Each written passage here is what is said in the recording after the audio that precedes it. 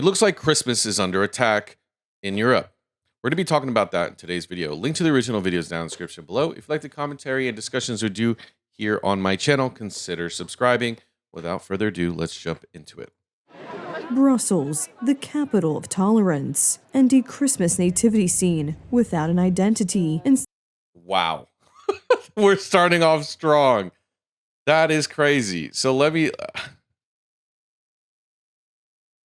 Embarrassing, really. Why would you celebrate something that you're not, apparently not allowed to celebrate in your own country? That's insane to me. Instead of the faces of the Holy Family, balls of fabric. Instead of the Christmas spirit, the spirit of tolerance. Despite this, the Christmas market in the Belgian capital was surrounded by Muslim protesters. The head of the baby Jesus was cut off and then stolen from the stable. Very, that's very peaceful, guys. Very peaceful protest. Cutting off the head of a fabric baby Jesus. Yes, very, very peaceful. Very tolerant, you guys. This is what's insane to me. I don't understand how Europe and these very tolerant countries bring in some of the most extreme sections of regardless of what the religion is, into their country, right? And I say this because when we look at the dynamic, I'm going to use Islam for example. We look at the dynamic of Islam. There's different, like any religion, there's different sections of Islam, right? Which is why some Muslims are skeptical of other Muslims, because historically, again through a historical lens, a lot of the deaths that happen to Islam to Muslims have been from other Muslims. What's really strange about Europe is they purposely have chosen to import extremists that other Muslim countries would never import. Does that make sense? And I use this for example. We cover a country like Indonesia on our channel, which is, by the way, most people don't know this, the largest Muslim country in the world. But we don't see them in the news for doing violent attacks or encouraging terrorists around the world, do we? No. Reason why is because we look at the historical lens of how Islam was spread there versus Islam in all these other regions where Europe is deciding to import these people. Indonesia is an island in the Southeast Asia that predominantly depended on outside trade, not just because they needed it, but because they knew that it would provide opportunities to them. So they were, even though they became a Muslim country over time, they were still extremely tolerant to the local religions there, and to people that they were trading with, because they knew they were so much more focused on a future and an opportunity and bettering their lives than killing and enslaving people, right? And so that is how, when a religion is historically spread through different means like trade, you're going to see a different type of interpretation of it. But the core belief of, self-improvement, whatever, is going to still be the same. But when we look at it in the Middle East, that is spread by war. So it's the exact opposite. That is seen as a method of destroying opportunities, enslaving people, and purely violence as the means to an end. So to me, it's just astonishing that Europe, for some reason, can have a real conversation about what is really going on, and this acceptance of liberalism has just led to what we call in America, it's two words, suicidal empathy. It's where you're so empathetic, you care about everything, you're willing to let lions eat you alive because they're hungry. It's so insane to me that you're so afraid to have you import all these terrorists essentially and then you're so afraid to have a real conversation that you just say, you know what, we'll let them eat us alive because we don't want to offend them. When other Muslim countries have strong positions against these extremists that you imported.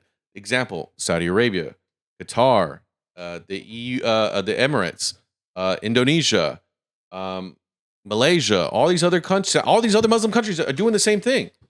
Hello? They're saying, hey, don't come here because we know you're violent. So it's just insane to me that in Europe, tolerance at this point means the death of your nation. Insane. Many residents of the city, including families with children, decided to flee. Like, this is your holiday. You import all these people, and then you're like, you know what? Actually, you're right. This isn't even our country. My bad. My bad. It's your country. My bad. I didn't even realize. Hey, if y'all just handing stuff out for free, just y'all should just all leave. It's frustrating. It really is. Because as somebody who has an audience from around the world, I have a large Christian audience, large Muslim audience. Everyone knows that I'm approaching this from a very historical lens, and I give everyone a fair shot. But at the same time, you need to understand when we do that, again, we need to understand that when we do this, we have to examine it from a historical lens. And that's just how you do it. Because look at, again, Muslim country like Indonesia, they have over 700 languages.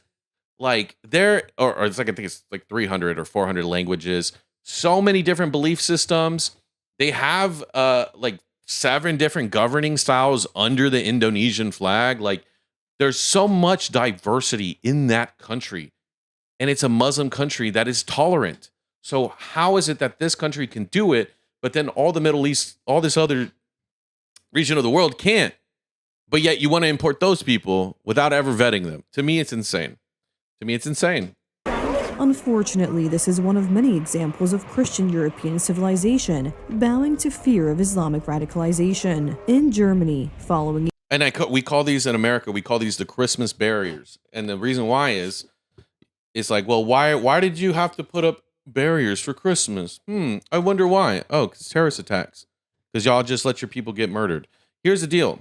Here's the reality, okay? Like, I get heated because when I talk about Europe, when it comes to things like these, I get really annoyed because it just, you guys are so afraid to have a conversation. Even if you disagree or agree. To me personally, I'm very fortunate in America that I have the ability to just have a conversation. That's why this channel exists, is literally just to talk. Because in Europe or in the UK, for example, you can't even talk. Even if you disagree logically, you can't even say that because it could be perceived differently. And so to me, it's just really annoying that you can't even do that, because these barriers are a great example that certain religions and certain cultures, like, let's not even talk about religion. Let's look at cultures. Some cultures aren't compatible, right? Let's look at Latin America. A lot of neighboring countries hate each other. You would think, oh, everybody speaks Spanish, so they're going to be friends. No, that's not how the real world works. It's never worked that way. And to just magically assume that it is, it just shows how out of touch, how privileged some of these leaders are, and how honestly a lot of these people are unqualified for what they should be doing, and in my opinion should be charged with some type of gross negligence, because these are costing lives, right? It's just insane to me. I'm glad that this extreme liberalism and this suicidal empathy is finally dying, but it's coming at a cost. A series of terrorist attacks in previous years. Additional security measures have been taken. Security barriers are increasingly being erected around Christmas markets. For example, in Magdeburg, where a tragedy occurred a year ago, 6 people were killed and 344 were injured in a... And the thing is, it's like, oh, guys, we just got to keep being victims, so we just got to keep letting ourselves get killed so that we don't look like we're racist. That's crazy. Car attack. There is a strong focus on security. The police are working closely with us, as are all the security authorities. You can feel the anxiety in your heart. Walking here, you can't forget what happened here. I always carry that with me. The need for additional security measures at Christmas markets in Germany is just the tip of the iceberg. We are facing a huge problem that also affects the average German's sense of security. This is also... No, guys, see, Germany, actually, guys, you guys are super racist for even being nervous. How dare you be nervous around people who want to kill you? That's crazy. Oh, how dare you? Like, where's the logic in all this? Right? Like, this is what's crazy to me. Where's the logic? Where's the objective conversations? honestly, like, I shit on Germany a lot. I'm just gonna be honest. I shit on Germany a lot, and I do admit that is a thing that I do. But when we look at it, I mean, historically, it just feels like Germany, as soon as they start making mistakes, they want to force everyone to make the mistakes too. And then when things aren't working right, they say, you still got to do it because we're doing it. Like, no, dude, excuse my language, but I'm so, Germany gets on my nerves so bad. Related to crime, including theft, pickpocketing, burglary, but also assaults and even murders, which are unfortunately a sad reality in Germany. But don't worry, guys. That is, that's what Germany wants for Germans, is one, to replace your people and then make y'all victims. Insane to me how that's like openly happening and nobody wants to talk about it. Insane. In countries accepting migrants from the Middle East, crime is rising at an alarming rate. And this is why, for example, a lot of Europe and a lot of the world, when it comes to Western civilization, is looking to countries like Poland as a signal to there is hope. Because regardless of how you feel about Poland, I think every country should believe in its self-preservation, right? Whether it's a Muslim country, whether it's a Buddhist country, or a Hindu country, Christian country, whatever, right? Does not matter. I believe in the national sense of identity, regardless of where you are, and I believe countries should openly accept self-preservation above all else, rather than taking on migrants from countries who do not care about your country and openly hate your country, openly want to kill your people, openly want to take your resources, and then claim it as their own. So to me, it's like self-destruction. If a country chooses self-destruction, then just go all in. Just go all in. Stop doing this back and forth. Because at the end of the day, like, this is what's happening. If you don't choose self-preservation, the ability to save your own country and be your own history and your own culture, and then just open the doors, right? Just hey, Russia, come on in. China, come on in. Like, just do the opposite. Because at the end of the day, what makes the world beautiful is the Christmas markets, is the Buddhist temples, is the Muslim, the Islamic mosque, right? It's the diversity in who we are in our history, right? If I go to Tonga, predominantly Christian nation, I'm still going to see artifacts in history from all different eras of their history, right? If I go to Indonesia, I'm going to see different temples in different regions from different belief systems. If I go to America, I'm going to see different missions and churches that were built through the manifest destiny of the expansion of the West. Those things tell us who we are and allow us to be allow the world to be beautiful. And as soon as we start erasing that, that is basically communism and just preparing the people to be enslaved, because we're not allowed to celebrate anything. Every day, videos showing the rise in crime are posted on social media. Women are afraid to go out on the streets of their own cities in the evening. European cities, the largest cities, but also cities that could be described as county towns in Polish terms.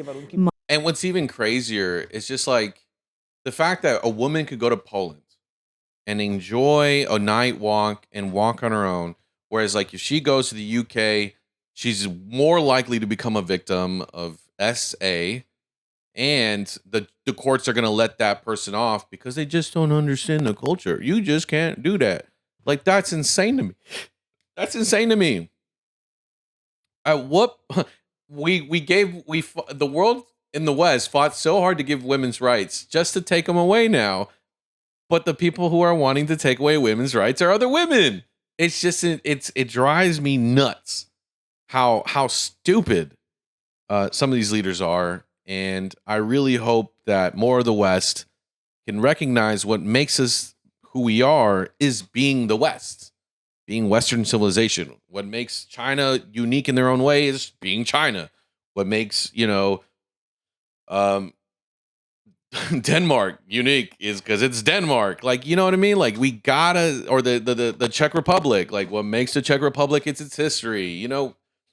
And this notion that we gotta just force everything on everyone is just insane to me. I think I'm very blessed that I live in the United States and we have the ability to course correct very quickly. Migrants are taking over entire neighborhoods, entire towns.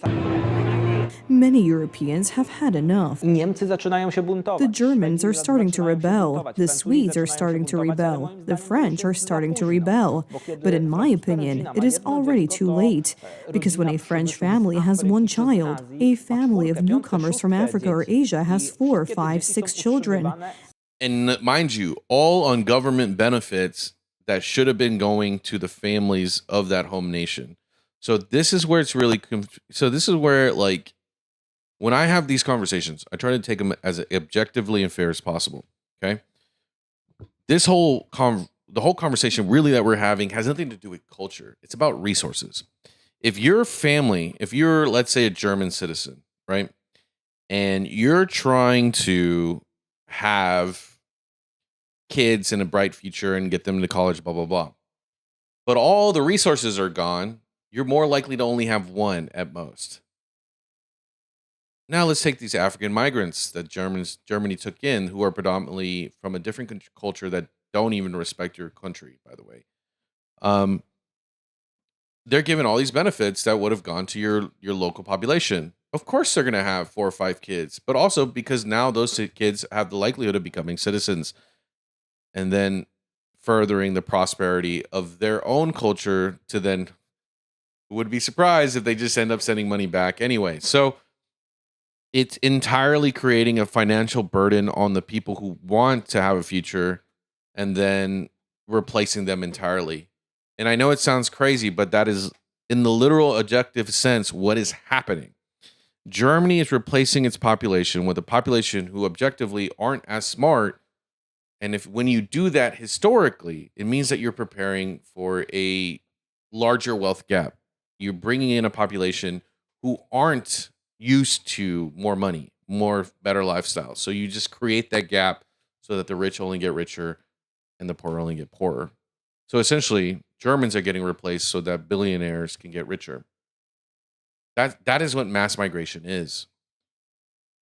And all these children are supported by European taxpayers' money. The effects of Germany's Herzlich Willkommen policy are being felt strongly in Spain, among other countries. The policy of granting migrants benefits and preferential access to social assistance and housing increases the threat not only to our country, but to the entire continent. Tens of thousands of immigrants who illegally cross Spanish territory are heading towards northern and central Europe.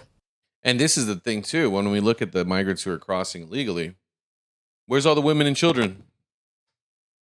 Where's all the women and children at? Where are they? Oh, it's all men? Dang, that's weird why all these women are starting to get, violently attacked. That's weird. Look at the timing on all that. It's just insane. It's insane that a lot of Europe just doesn't care, just wants to give up all its people and replace it. That's insane to me. More and more countries. Oh yeah, look at all these women and children, guys. Look at them. And they're so excited. They're gonna be so happy to see all these young women that they can attack. Look at all these. Come on, man. This is so crazy. On the old continent are taking measures to protect their citizens. The Portuguese government has approved a regulation speeding up the procedures for expelling immigrants who are staying in the country illegally. Deportations will apply to people who have committed crimes or offenses. After months of protests by the British, the UK government has implemented restrictive anti-immigration laws. People just come in and sponge you. There's no consistency. So most people my age think they're not doing enough. France has... They're not. I'm not your age, bro. I'm not your age, man.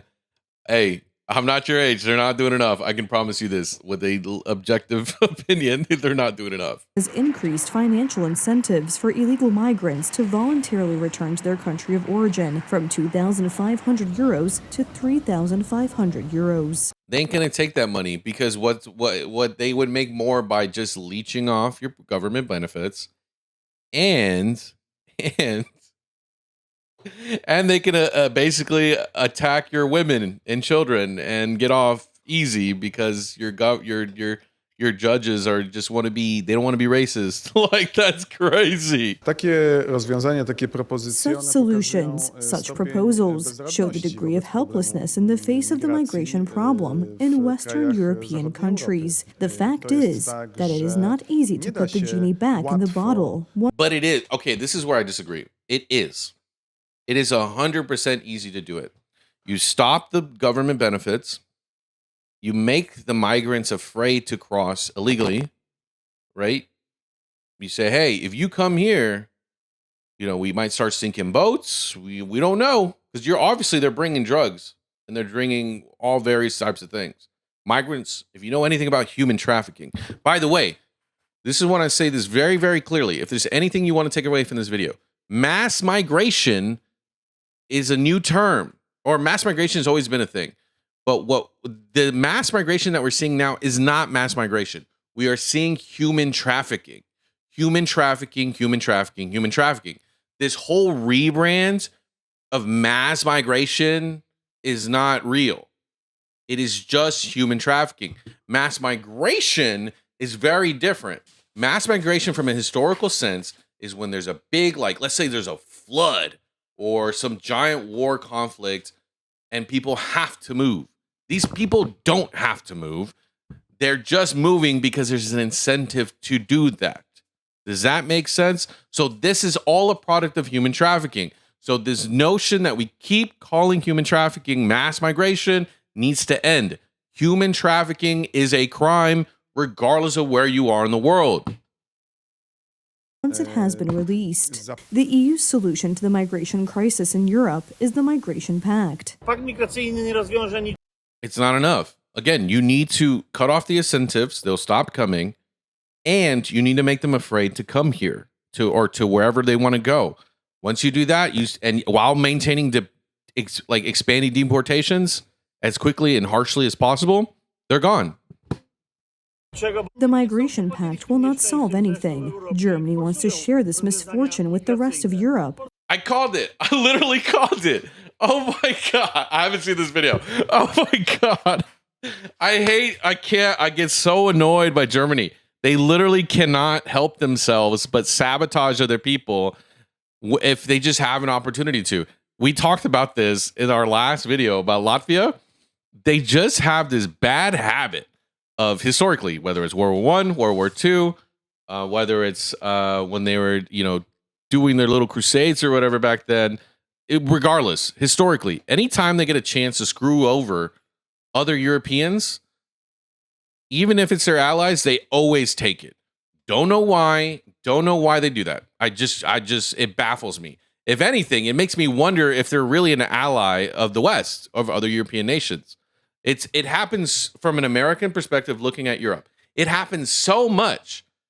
And they did this to us, by the way. They do this all the time to us. But luckily, we've kind of pushed away from letting that happen, thank God. But looking from the outside, looking at Europe,